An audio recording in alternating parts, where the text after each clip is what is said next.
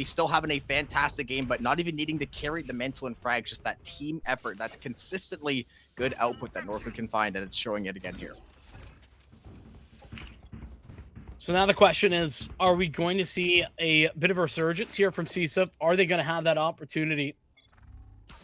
Or is it going to be the continuation of what we've been seeing from Northwood throughout this this map and this series, to be fair, as a whole? Asha already finding that first individual duel, and that's a start that hasn't always been good enough for the likes of CSUF, but it's most certainly a better look than what we had been seeing before. Ferbs is going to answer back. Jelly's still towards B, and there's still others that are finally coming in to defend, Volante being one of them. Oh. That's a big loss of that duel. You could have had site control. Now you've given it back to Northwood, at least for the moment. They could possibly look to get the plant as well. Simply in Volante. Playing backside, they're trying to maybe hold on. The Aftershock is going to hopefully swing out Volante, but it's going to ending up in Darkest Demise there. It's going to be a double or either 3K for Volante. And CSUF, you had good weapons. That was a round you definitely had to have. It starts to give an opportunity to make a comeback, right? It's the first step, the first role, at least in what is a long road to success, to bring this to an even scoreline or even anywhere close to competitive. But that was just a bonus. So keeping that in mind, we'll have to wait and maybe tinder a little bit of a passive look at whether or not we're on for this comeback just yet, considering we've got a good opportunity, being Northwood, to shut it down early. Ooh, Pashab, he's won a lot of these early duels, so I don't actually hate this idea. Northwood, though, 3 to 4 members there are going to be ready for that reswing. Going to be a little bit dangerous. Pashab, though, not going to give up quite yet. Ali is going to get chipped down to about half, so honestly, not the worst opener for Pashab. Single-handedly, no util needed, locking down the site. So it's going to send Northwood over to that A site, waiting for Dip over there. Probably trying to scout some early info, but the rotations are going to be matched up there. Nano Swarm's up in tower, trying to stop that stall. Pashab is going to get tower control because of it.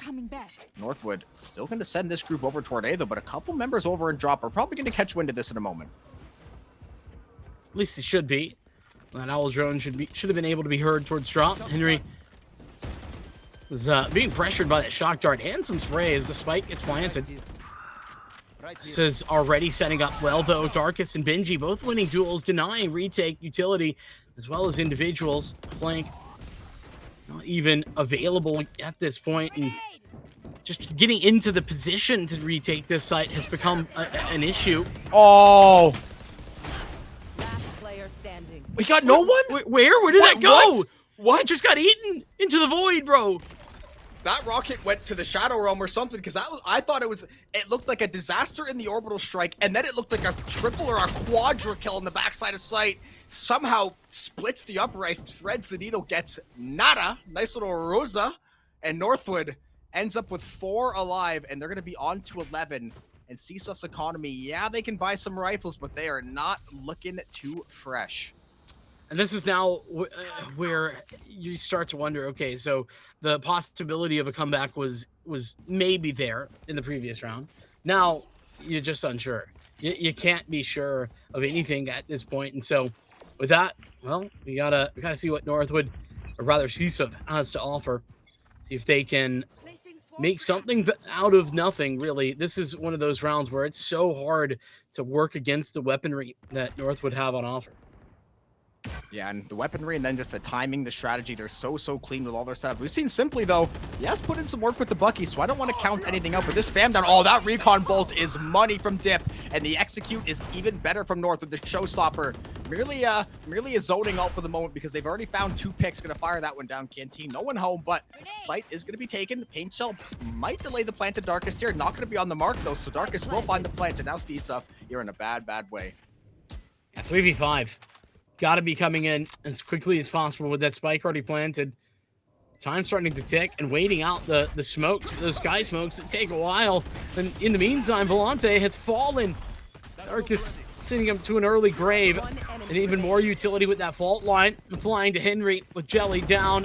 Henry alone even gets one, but it's all she wrote. 12-5. And it's looking like a very much Northwood-sided game and series. They're just one away from getting that first place. And this is why Dip is probably the best Sova in Collegiate. He just gets so many easy free kills for both him and the rest of his team. Every single round, it feels like he's at least scanning 1 or 2 out. And Northwood is oftentimes, once they get that recon dart scan, they capitalize and they do a great job of punishing. The second they get info, they capitalize knowing, hey, this is our window to go make something happen. They're probably going to be on the back foot. Once you get scanned by that recon dart, it's usually get the hell out of there. Northwood not allowing that to happen. Now Dip with the Hunter's Fury. Don't be surprised if you see a couple red names in that kill feed from that thing. Revealing area. Certainly seems likely. There's another one of those recon bolts that's going to clear out one side of the site. Hunter's Fury to confirm, and yeah, indeed, Henry gone and out. Yeah, always going to see something from Dip typically, and this seems like it's over. I mean, 2v5, maybe I'm calling that early, but yeah, well. I think it's a good call from what it's looking like, because this lockdown is going to zone off Northwood. It's just going to go for the headhunting now. Dark is good for the first one, and Dip good for the last one. And it ends as it finished, or begins as it ends. They're flawless for Northwood. 13-6, 13-5. More of what we come to expect from the Titans of Collegiate. Yeah, I mean, the expectation here was Northwood. We saw what Northwood did throughout the the early stages of this qualifier. Yeah. We knew what they were going to be doing, confirming themselves and continuing rather to show that they are the best of the best. And you know what? Great stuff from CSUF. I think that they played a relatively good game. Yeah. And that might sound a little bit disrespectful when the scorelines were 13-6, 13-5. But let's not kid ourselves. Like this is the same this same squad, Northwood. They dominated like JMU, who's a good team in the round of 16, and they gave them one round in that. So even getting just a few rounds off of this Northwood team is actually pretty impressive at times.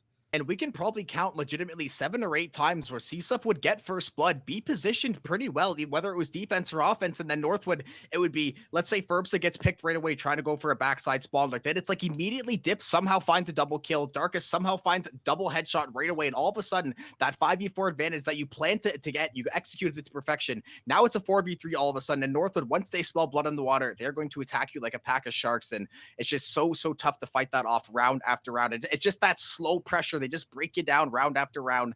And even a couple of those ultimates, right? If that showstopper finds what we thought was going to be 3 people, or if a couple other ultimates are maybe a little bit more effective, maybe a couple more rounds go their way. And the way Valorant is, right? The eco swells, you go on a run or two, but Northwood ultimately able to batten down the hatches and just take care of business as usual. That they were with that. I mean, congrats though to CISA for qualifying into the main event. So, that small victories, I guess, but relatively strong showing, as I was mentioning. Northwood, we expected to see them here, but we are glad to see them continue to be that dominant for us. Honestly, they're just so much fun to watch, and that's what I come to watch when I see Northwood play, is some of that domination, and they certainly gave us some of that today. With that being said, any final thoughts here before we end this thing out? No, it's been a really good summer showdown. A lot of really good teams. The fact that CVAL, CVAL ended, even though it was only like 2 weeks ago, the finals in LA, it's good for these collegiate players of production, get to stretch your legs a little bit, get to cast some Valorant, especially when we're in kind of the Valorant off season now with Masters just wrapping up and stuff. So good to showcase a lot of really talented players. This T2 collegiate blend is going to keep getting closer and closer as time goes on. So I'm really curious, what players we're going to see in stuff like the summer showdown, maybe get like challengers or T2 opportunities later. So it's really cool to see like a breeding grounds for a lot of Valorant talent. And again, a lot of really good teams, even like Team Today stuff, you're able to take a couple rounds off Northwood, make the game fairly competitive. So really great start to the qualifier. There's going to be plenty more. A couple weeks, there's going to be another qualifier, then the LCQ shortly after that one, and then the grand finale, I believe, right middle or end of August there, right before school starts again, and then actual CVAL starts and the competition really ramps up. But shout out to the production team today, all of our observers. I think we had Khazix, Light, and Ulysses working the back, and Adam as always. Owen setting everything up. Always a pleasure to cast with you, Vincent, as well. So with that being said, we're going to put a bow on everything for now. We're going to take it easy. Have a good Sunday, everyone. Thank you for tuning into the CVAL Hub Summer Showdown. We'll catch you guys in the next one. Bye.